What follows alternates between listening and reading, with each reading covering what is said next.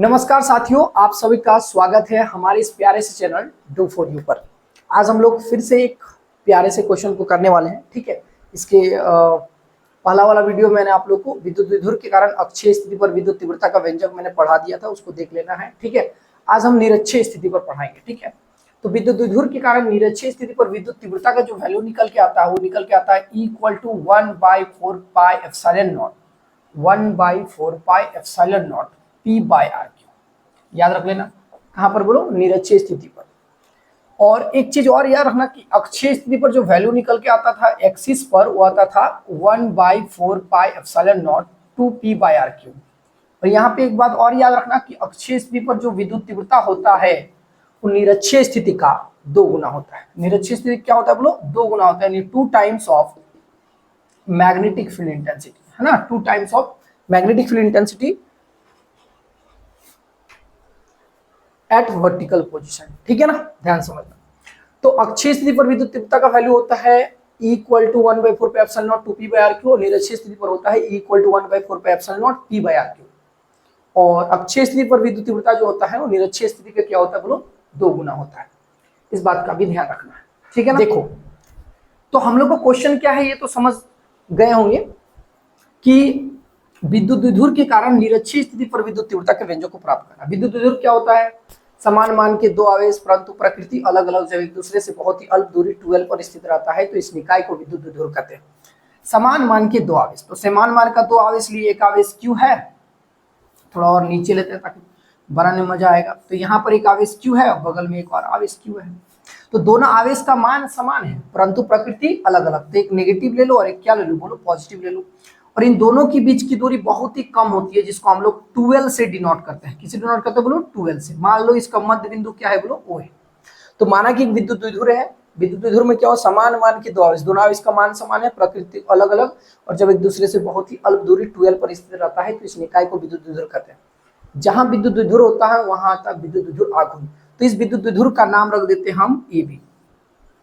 समान मान के दो आवेश, प्रकृति अलग अलग, जब एक दूसरे से बहुत ही अल्प दूरी 12 पर स्थित रहता है तो इस निकाय को विद्युत विधुर कहते हैं।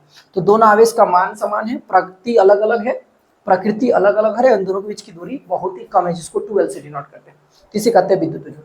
तो माना कि AB विद्युत विधुर है और विद्युत विधुर का द्विध्रुव आघूर्ण होता है P = Q × 12।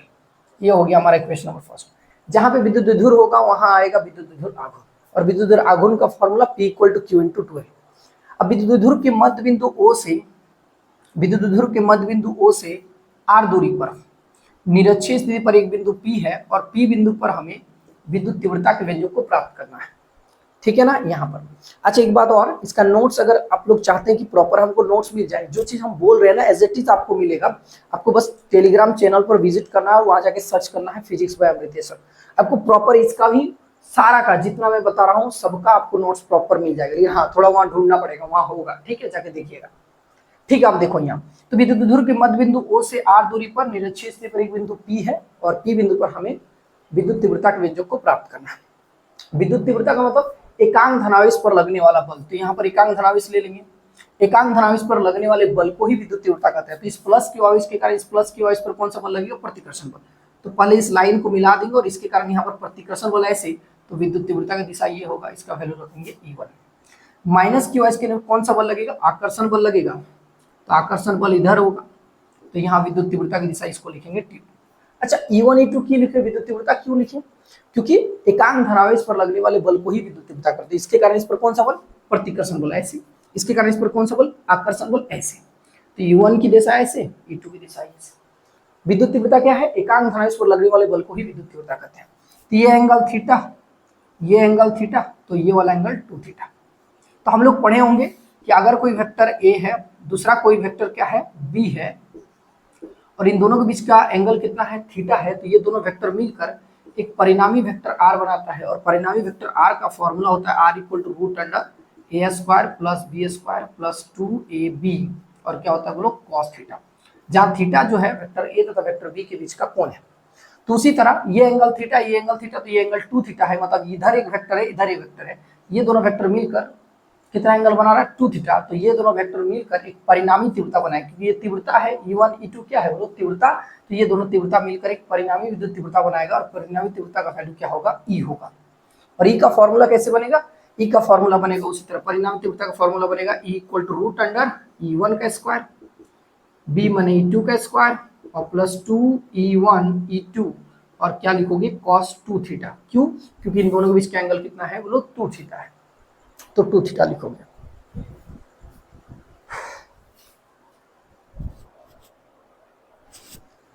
चीजें समझ में आ गया। अब निकालो एक एक करके। तो इस प्लस के और इसके कारण पी बिंदु पर विद्युत तीव्रता कितना है E1, तो E1 का वैल्यू निकालो। अच्छा एक बात और याद रखना कि किसी आवेश Q से r दूरी पर, किसी आवेश Q से r दूरी पर जो विद्युत तीव्रता का फॉर्मूला निकल के आता होता है E equal to 1/4πε0 Q/r²। r माने यहाँ से यहाँ तक की दूरी। तो उसी तरह प्लस Q आवेश के कारण पी बिंदु पर विद्युत तीव्रता ऐसे है E1 है, तो E1 का वैल्यू कितना आएगा, E1 का वैल्यू आएगा 1/4πε0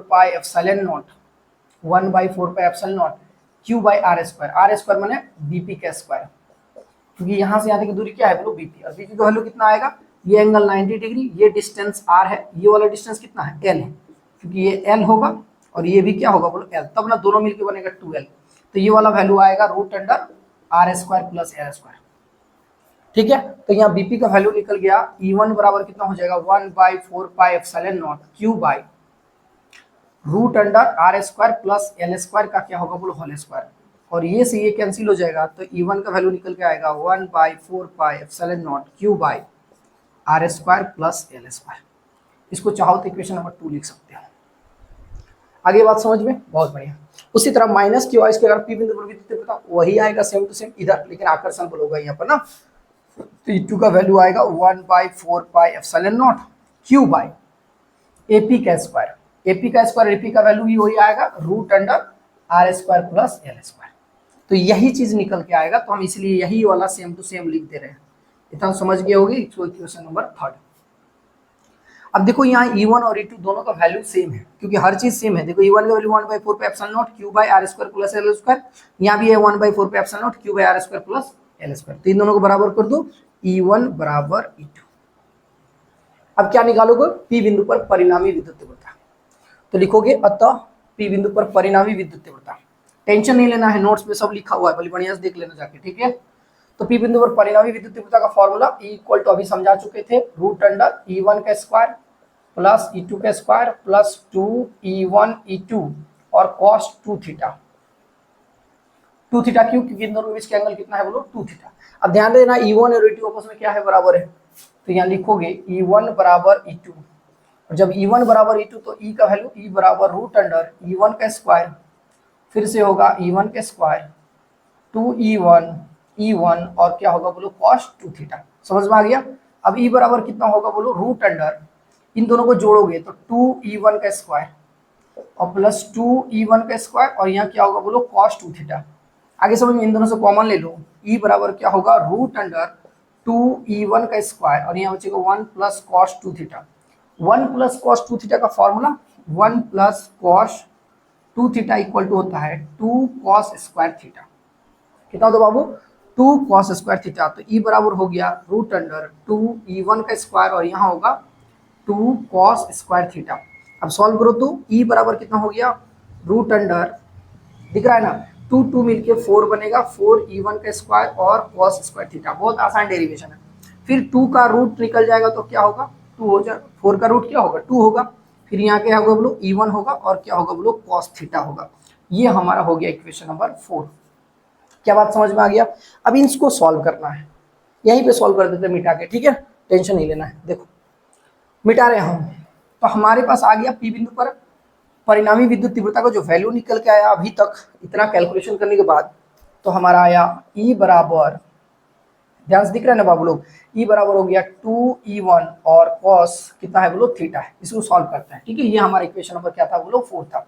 इसी को सॉल्व करते हैं। E1 का वैल्यू याद होना चाहिए। E1 का वैल्यू कितना आया था, यहाँ लिख दे रहे हैं। E1 का वैल्यू आया था 1/4πε0 Q/r² प्लस l²। ये मेरा E1 का वैल्यू आया था जब सॉल्व कर रहे थे तब, ठीक है। तो यहाँ पुट करो E बराबर 2 × 1/4πε0 दिख गया, और क्या है बोलो cos थीटा 1/4π क्यू बाई क्या होगा R square plus L square, और कॉस थीटा की जगह हम लिख सकते हैं बी बटा एच। क्या लिख सकते हो बोलो, बी बटा H, cos theta equal B by H. ठीक है, तो ई बराबर कितना हो गया 2 into 1/4πε0 Q by R square plus L square.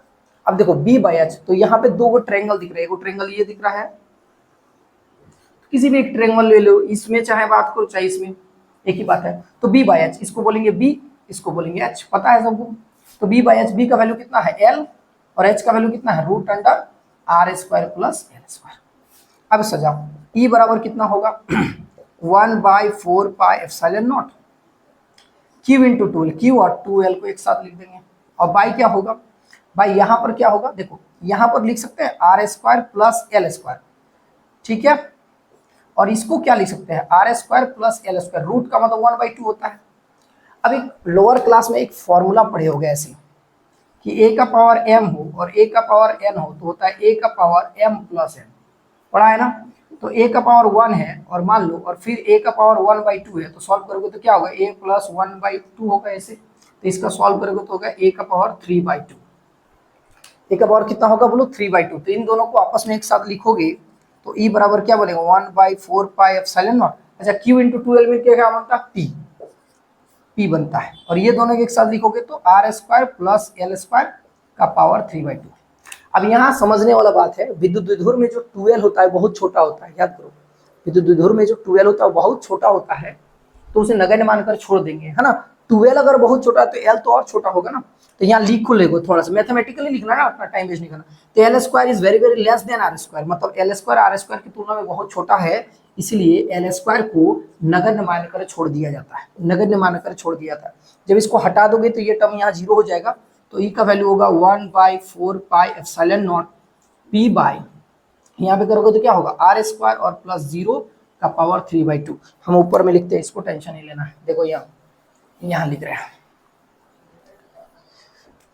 देख लेना, ठीक है ना। एक बार और यहाँ पे उतार दे रहे हैं, इक्वल टू कितना आया 1/4πε0 p बाई, यहाँ क्या होगा आर स्क्वायर और प्लस 0 था और इसका पावर 3/2। सॉल्व करो तो e बराबर 1/4πε0 p बाई आर स्क्वायर और इंटू 3/2, ये से ये कैंसिल हो गया और e का वैल्यू निकल के आया equal to 1/4πε0 p by R Q. ले आ गया कि नहीं आ गया। तो हम लोग पढ़े विद्युत द्विध्रुव के कारण निरक्षीय स्थिति पर जो विद्युत तीव्रता का वैल्यू निकल के आ रहा है equal to 1/4πε0 p by R Q. उम्मीद करते हैं बढ़िया समझ में आ गया होगा, ज़्यादा नहीं 10 मिनट का होगा, आराम से इसको रिवीजन कर लो, देख लो, और इसका नोट्स टेलीग्राम चैनल में दिया होगा, जाके वहाँ से उठाओ फटाफट और देखो, जो चीज़ लैंग्वेज में बोले वो सारा चीज़ एज इट इज लिखा हुआ है। 2-3 बार इसका वीडियो देख लेना और आराम से रिवीजन हो जाएगा। 2 बार 3 बार देख लोगे यार फटाफट रिवीजन हो जाएगा, रिवीजन और एग्जाम के लिए तैयार हो गया, तैयार कर लो और शेयर कर देना अपने दोस्तों के साथ, सबका फायदा होना चाहिए। इस बार गर्दा उड़ा के आना है, ठीक है। मिलते हैं next video, till then thank you very much, और हाँ कमेंट करके जरूर बताना।